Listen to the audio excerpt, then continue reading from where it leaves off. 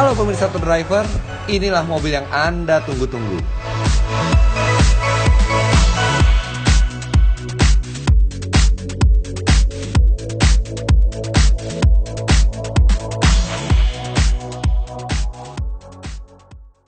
Yap, seperti Anda bisa lihat sekarang saya berada di kabin Honda All New Civic. Belum pernah saya se-exciting ini mencoba Civic di Indonesia, tapi generasi ke-10 ini berbeda karena inilah pertama kali Civic Sedan hadir dengan mesin turbo. Alhasil walaupun hanya 1500 cc, mesin ini menelurkan 173 PS dan torsi 220 Nm yang disalurkan ke roda depan via transmisi CVT berteknologi Earth Drives. Transmisi ini juga bisa dipindahkan secara manual via pedal shift di setir.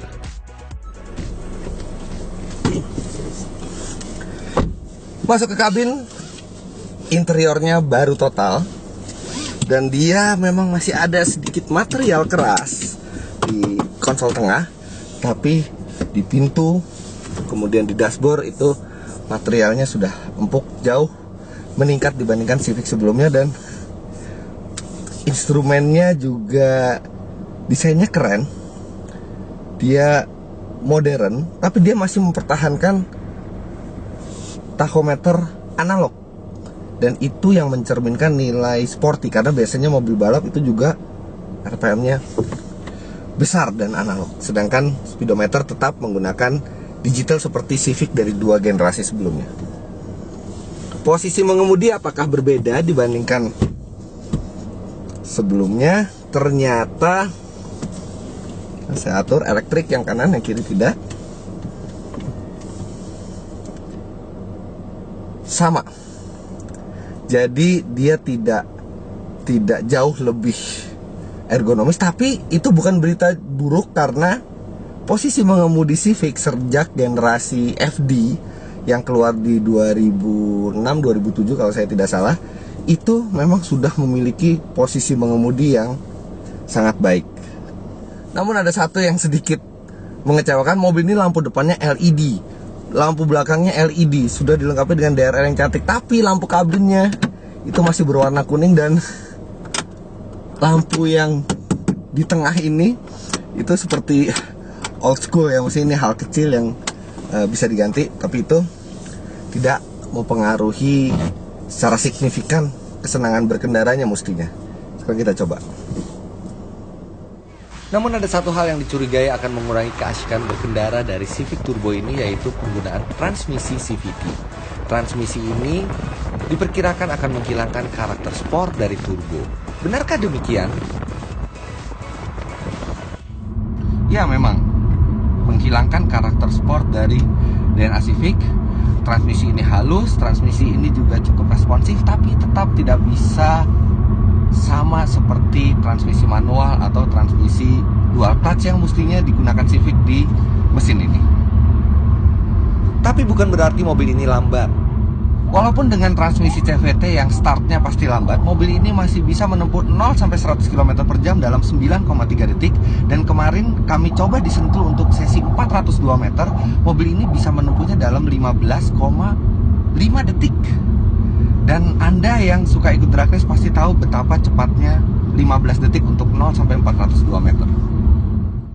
Di trek lurus Sentul yang hanya 800 meter saja, mobil ini dengan sangat mudah menyentuh 170 km per jam. Pengendaliannya juga khas Civic, sangat presisi dan menyenangkan. Tapi ketika dibawa di jalan raya, apakah mobil turbo ini terasa beringas? Anda tidak bisa bilang mobil ini beringas di jalan, tapi dia memang tidak pernah terasa underpower. Namun karena dia mesin turbo dan dia juga dilengkapi dengan transmisi CVT, lag dari mulai Anda menginjak gas sampai tenaganya keluar itu memang cukup terasa.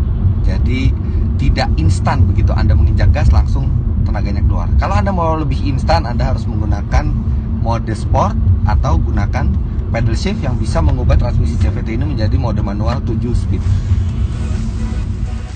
Namun dalam hal konsumsi bahan bakar, mobil ini luar biasa. Berjalan konstan di tol akan mudah saja menghasilkan 20 km per liter, sedangkan di dalam kota konsumsi bahan bakarnya sangat terbantu oleh penggunaan transmisi CVT. Transmisi ini menjaga putaran mesin selalu berada di posisi rendah, sehingga efisiensi pun terjaga.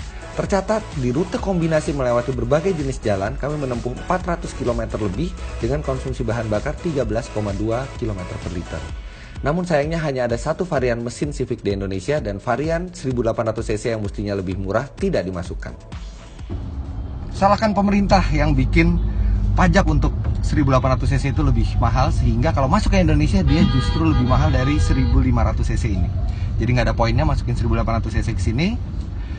Tapi kami akan lebih senang kalau misalnya ada pilihan transmisi manual untuk mesin turbo ini, atau minimal walaupun satu mesin, satu transmisi, dia ada beberapa pilihan trim atau level kemewahan dan fiturnya. Untungnya dalam kondisi standar mobil ini memiliki fitur yang baik. AC menggunakan digital climate control seperti Civic generasi sebelumnya, sementara wiper juga sudah dilengkapi dengan fitur auto yang akan menyalakan secara otomatis ketika hujan, begitu juga dengan lampu yang dilengkapi dengan fitur auto. Satu yang istimewa adalah remote kunci yang mampu menyalakan mesin dari jarak jauh, sehingga Anda bisa menyalakan AC terlebih dahulu untuk mendinginkan kabin sebelum Anda masuk ke dalam mobil. Kehadiran tombol start yang bisa berubah menjadi warna merah menambah nuansa sport, sementara untuk mendukung konsumsi bahan bakar, disediakan tombol Econ serta cruise control. Rem parkir sendiri sudah menggunakan tipe elektrik dengan fungsi brake hold, tapi satu yang membuat kami sangat impress adalah keheningan kabinnya. Dan sekarang di kemacetan sekalipun hampir tidak terdengar suara dari sekeliling. Di jalan tol juga peredaman dari ban sudah jauh membaik dibandingkan Honda-Honda lainnya, dan ini adalah Honda yang paling hening yang pernah kami coba di Indonesia. Kenyamanan penumpang serta kemantapan di jalan juga semakin terbantu karena Civic ini memiliki suspensi yang berkarakter seperti mobil Eropa. Selain itu, akomodasi belakang dari mobil ini juga sangat menyenangkan.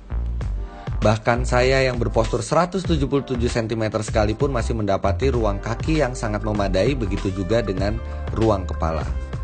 Jika Anda ingin membawa barang yang panjang, maka bagasi Civic juga dilengkapi dengan tuas untuk melipat bangku yang bisa diakses langsung dari bagasi, sehingga sangat memudahkan Anda dalam melipat bangku belakang secara rata. Sistem multimedia di Civic ini menggunakan layar dan panel sentuh sehingga tidak begitu mudah dan natural untuk digunakan. Tapi setidaknya dia terlihat modern dan berfitur cukup lengkap, termasuk juga navigasi satelit.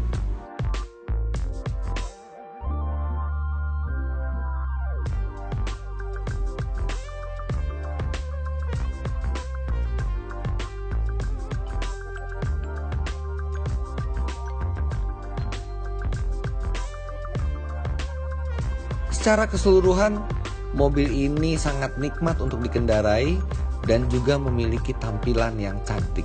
Tapi untuk memilikinya memang tidak murah, Anda harus mengeluarkan 475 juta rupiah untuk meminang mobil ini.